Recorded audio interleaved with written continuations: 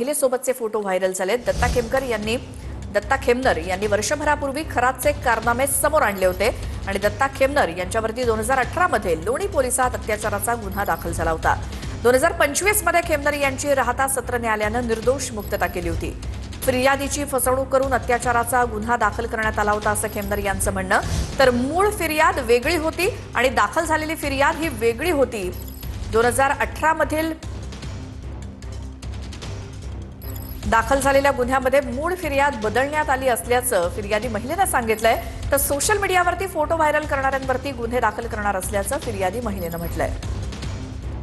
2018 मध्ये लोणी पोलीस ठाण्यामध्ये माझ्यावरती तो गुन्हा दाखल झालेला होता, परंतु त्या गुन्ह्यामध्ये स्वतःची फिर्यादी आहे हिची त्या ठिकाणी फसवणूक झालेली होती। तिला मला गुंतवण्यासाठी त्या ठिकाणी वापरण्यात आलं होतं आणि तिने जी फिर्याद दिली ती चुकीची होती।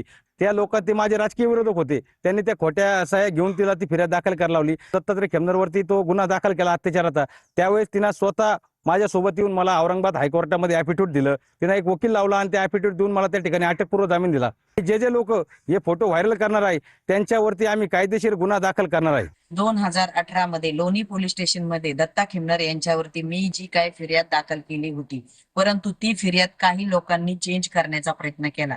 तो माझ्या लक्षात आल्यानंतर मी स्वतः औरंगाबाद हायकोर्टात जाऊन दत्तात्रय खेमनर यांना जामीन मंजूर करण्यासाठी स्वतः ॲफिडेव्हिट दिलेला आहे आणि त्या केसमध्ये दत्तात्रय खेमनर यांची निर्दोष मुक्तता झालेली आहे। त्या केसशी आणि दत्तात्रय खेमनरांशी आणि माझ्याशी कुठल्याही प्रकारचा संबंध